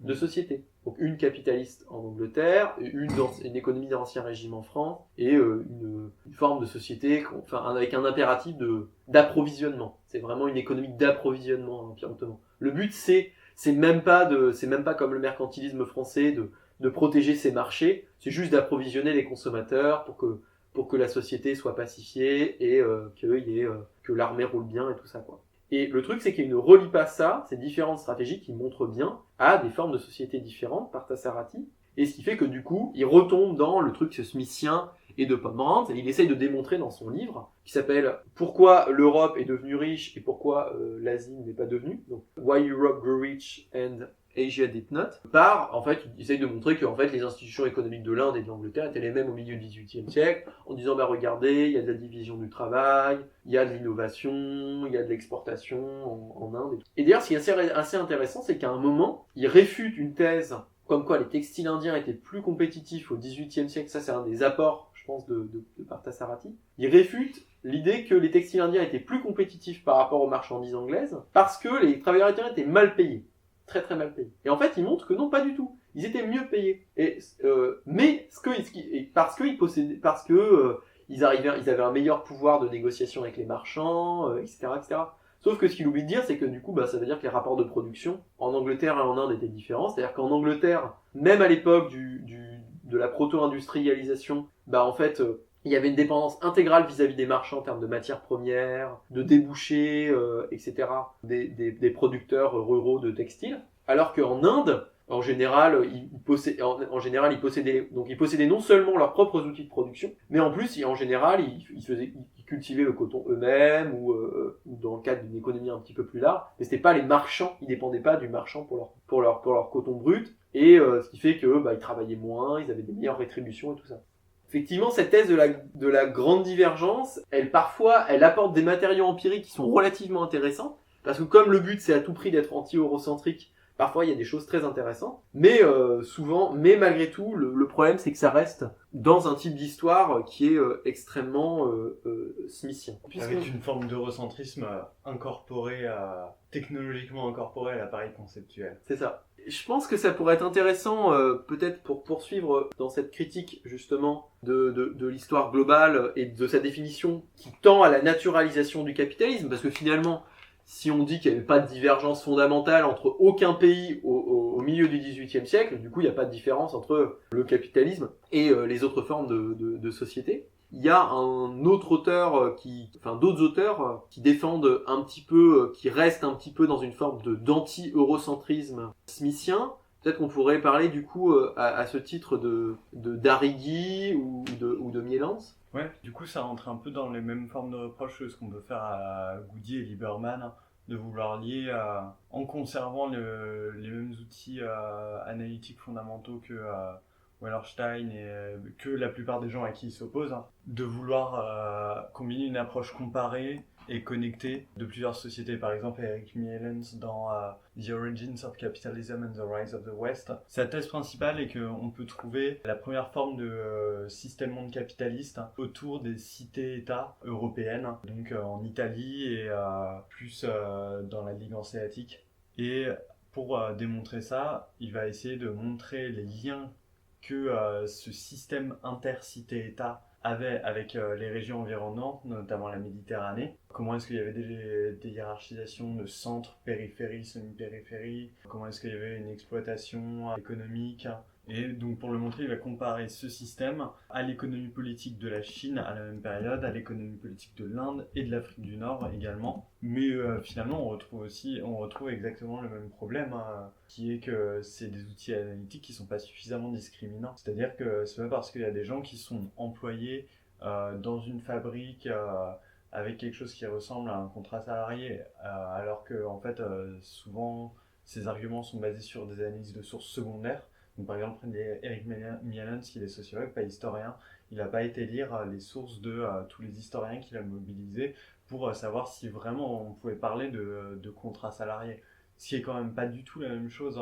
Jamais c'est pas le cas. Ouais, pour le coup, sur cette question-là, un historien du Moyen-Âge, justement, qui s'appelle Alain Guéraud, a montré justement que dans les sources, on ne trouve jamais mention de journée de travail dans les sources du Moyen-Âge. On parle d'activités très spécifiques, mais le concept de travail n'existe pas au Moyen-Âge. Le terme n'apparaît qu'au XVIIe siècle. Et ça d'une part, et d'autre part, Jean-Yves Grenier, dans l'économie d'Ancien Régime, a montré qu'on ne peut pas vraiment parler de salariat au XVIIIe siècle en France, parce que les formes de rétribution et il n'y a pas vraiment de valeur de la force de travail qui est fixée par des mécanismes de marché, mais c'est lié beaucoup à des coutumes, et donc à des formes de relations intersubjectives qui s'apparentent quand même plus au féodalisme qu'au capitalisme.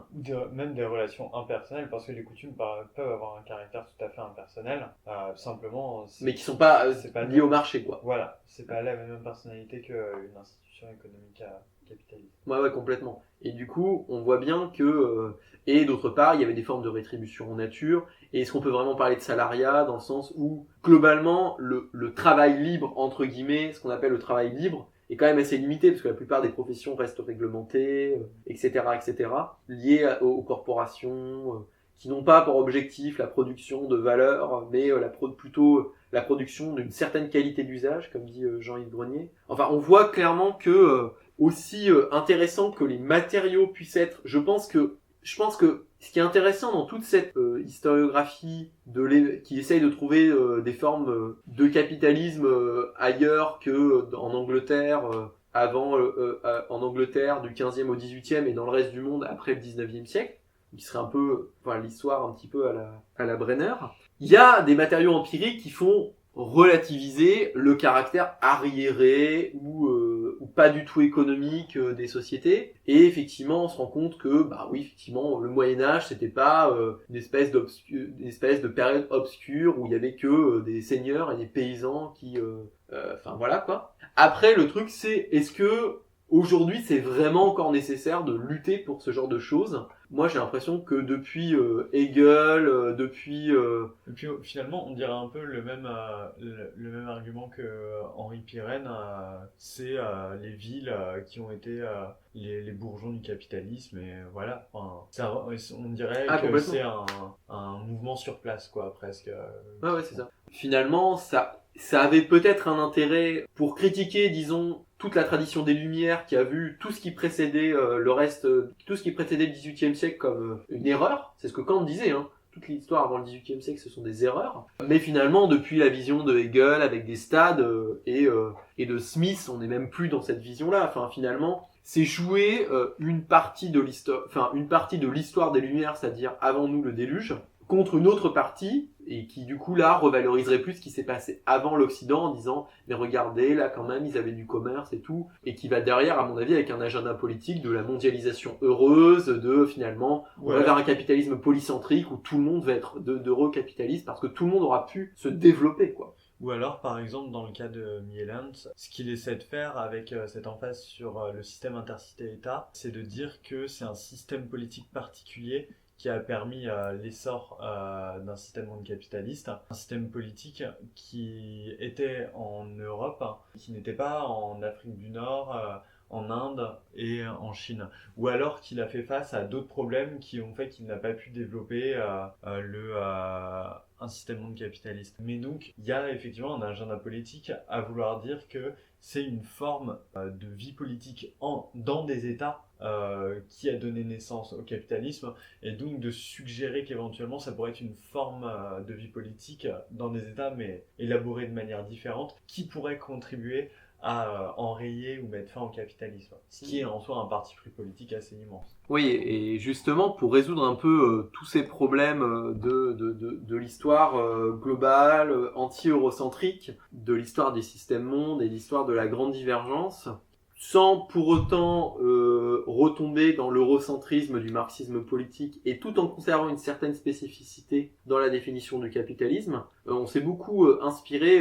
dans cette émission sur un ouvrage qui s'appelle How the West Came to Rule, un excellent ouvrage qui est paru il y a 2 ans et sur lequel on va consacrer une autre émission plus approfondie parce qu'on pense que c'est vraiment un ouvrage qui en vaut la peine. Mais en tout cas, il nous semblait qu'il permettait de combiner une histoire spécifique de l'émergence du capitalisme, donc qui dénaturalise le capitalisme et qui donne prise pour penser son dépassement révolutionnaire et pour, dans un premier temps, déjà cesser de penser qu'il est naturel et puis ensuite penser son dépassement révolutionnaire, et puis d'autre part qui d'un point de vue historiographique par son attention au global permet justement de penser les formes d'interconnexion entre l'Angleterre notamment et le reste du monde au XVIIIe, XIXe siècle, et politiquement qui permet de penser les connexions entre le salariat capitaliste et l'esclavage, mais de manière beaucoup plus intéressante que l'approche en termes de système monde, parce que précisément il permet pour ce qui est par exemple de l'articulation entre l'Angleterre et le reste du monde, de ne pas déjà postuler l'Angleterre comme étant le centre du monde au XVIe siècle et le reste du monde comme déjà des périphéries, ni de poser l'Angleterre comme étant le modèle standard de développement dès le XVIe siècle et finalement les autres pays comme étant arriérés et tout ça, mais en disant, bah non, si on veut parler en termes de... Donc du coup, eux, leur grand concept, c'est le développement inégal et combiné. On peut dire que le développement inégal et combiné, comme eux, ils refusent une forme de téléologie qui fait du capitalisme une espèce de fin d'histoire, ils disent, en termes de développement inégal et combiné, l'Angleterre était inférieure aux Habsbourg à l'Empire ottoman au XVIe siècle. Parce que militairement et économiquement, entre guillemets, ils étaient inférieurs, ils étaient moins puissants que la Chine ou que l'Inde. Et du coup, on quitte, à mon avis, une forme de récit où il y a une espèce de modèle standard de développement qui serait l'Angleterre. Alors, pour la politique en général, c'est plutôt la France qui est pris comme modèle et qui amènerait et qui fait que on devrait juger toutes les sociétés à l'aune de cette espèce de norme pure qui serait le développement économique de l'Angleterre et le développement politique de la France. Et eux, ils refusent ça. Et du coup, ça décentre finalement l'histoire du capitalisme, du seul capitalisme, puisqu'ils disent, bah, par exemple, géopolitiquement, le capitalisme agraire dont parle Brenner au XVIe siècle, bah, il était moins puissant que les Ottomans, ou que les Espagnols, ou que les Habsbourg. Et finalement, du coup, ça permet aussi de prendre en compte le fait que les textiles indiens étaient plus compétitifs que les textiles britanniques encore au XVIIIe siècle. Enfin, en tout cas, c'est clairement un type d'histoire très intéressant là-dessus. C'est un type d'histoire qui montre bien que les sociétés non européennes, extra-européennes, ont joué vraiment un rôle très important dans l'émergence du capitalisme. Je prends un exemple que donne Sven Becker qui est très intéressant, c'est que il montre bien que à un moment, les capitalistes anglais, pour moins dépendre du coton venu des États-Unis, ont voulu développer le coton en Inde. Parce que il y avait déjà une énorme production.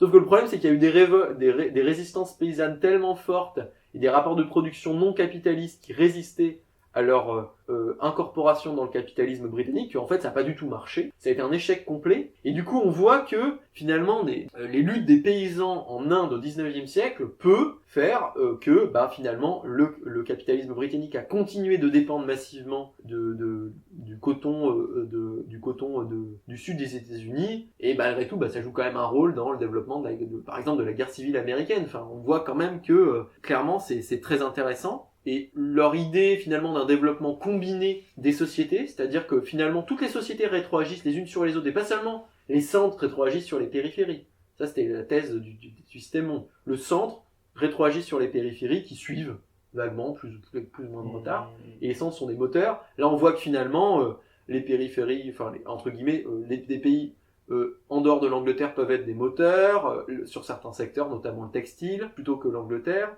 Et finalement, il n'y a pas vraiment la combinaison produit des résultats relativement aléatoires. Comme on n'est plus dans une dynamique interne à une société, c'est vrai que l'histoire à la Brenner peut donner l'impression d'une espèce de téléologie. Alors, eux, ils s'en défendent parce qu'ils en fait, en vrai, c'est pas téléologique, parce qu'ils disent bien, par exemple, si l'issue de la guerre civile anglaise avait été différente, le capitalisme ne se serait pas développé, parce que ça aurait été un triomphe de l'absolutisme, le modèle français et tout ça. Si la Grande Armada avait envahi l'Angleterre en 1588, oui, évidemment, le capitalisme anglais ne se serait pas développé. Si, les paysans avaient réussi une révolte féodale généralisée en 1549, quand ils ont quand même pris Londres, évidemment, ce capitalisme ne serait pas développé. Enfin voilà, ils se gardent une histoire théologique, mais c'est vrai que le fait qu'il n'y ait qu'une dynamique interne, ça rend quand même très prévisible les choses. Il y a au moins une tendance historique, quoi. Alors que quand il y a des effets de combinaison, avec des facteurs géopolitiques notamment, du coup l'histoire devient beaucoup plus incertaine, et en vrai l'histoire est très incertaine. Par exemple, il suffit de penser à ce qui se serait passé si, en pleine révolution industrielle, Napoléon avait envahi l'Angleterre.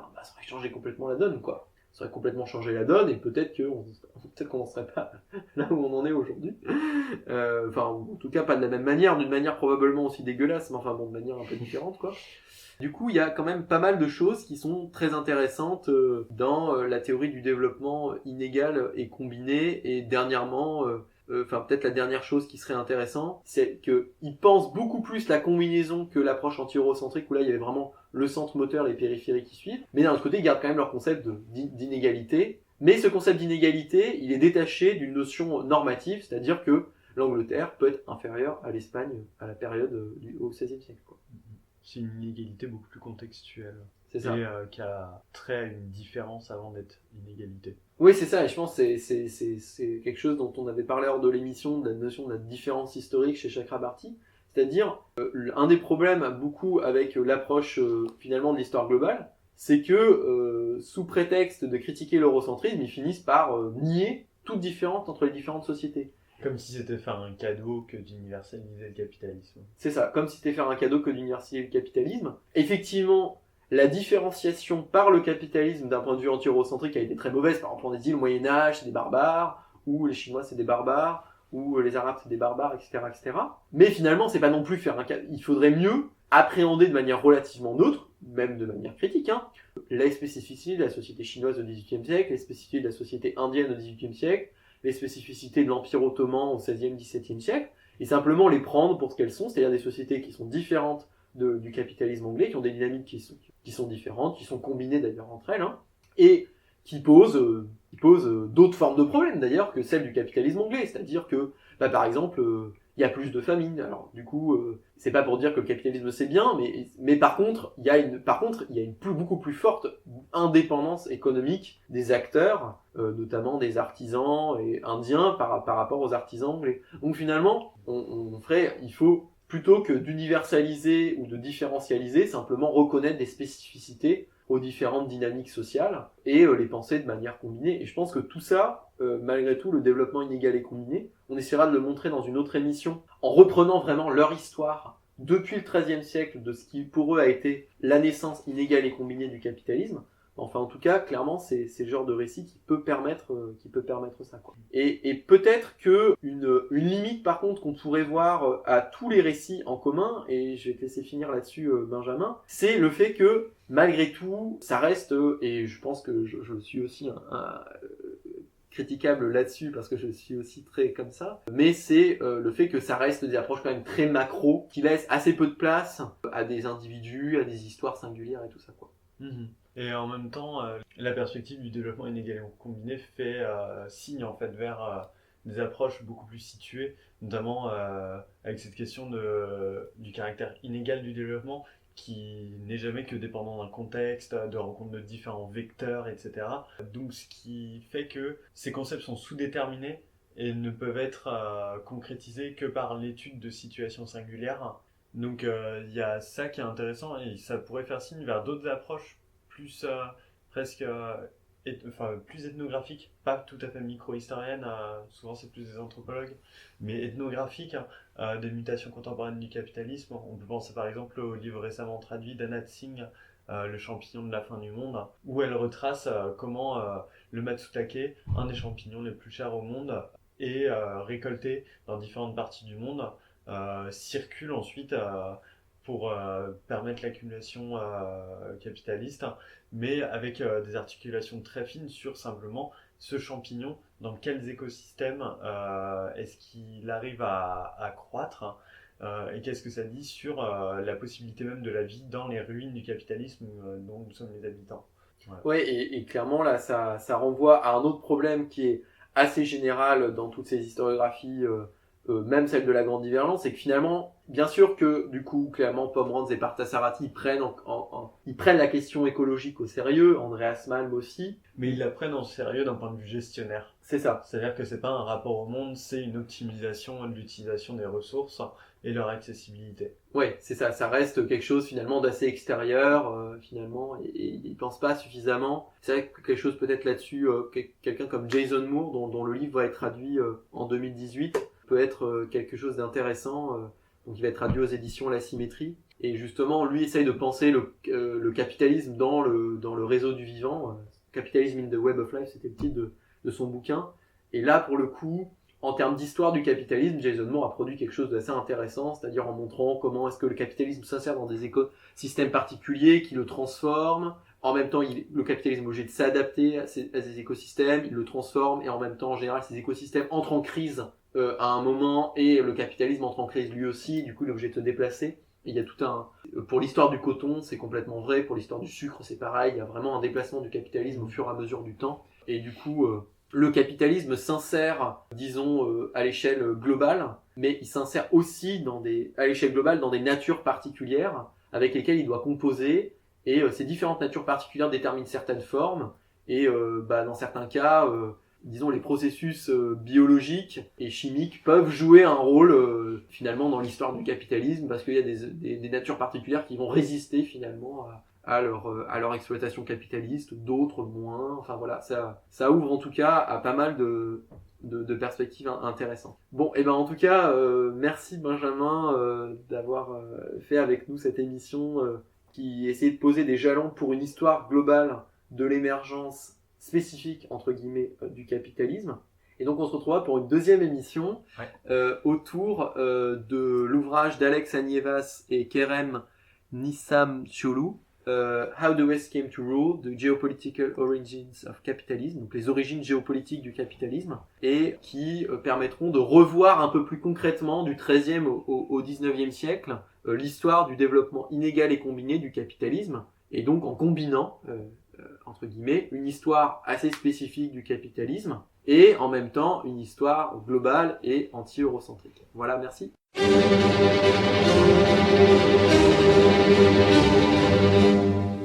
Sans doute, l'arme de la critique ne peut-elle remplacer la critique des armes. La puissance matérielle ne peut être abattue que par la puissance matérielle, mais la théorie aussi, dès qu'elle s'empare des masses, devient une puissance matérielle.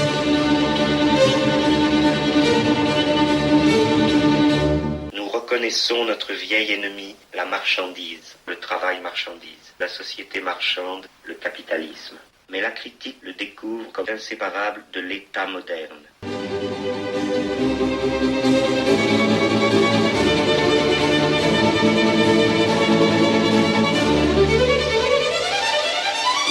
Alors je le dis, parce que c'est la vérité.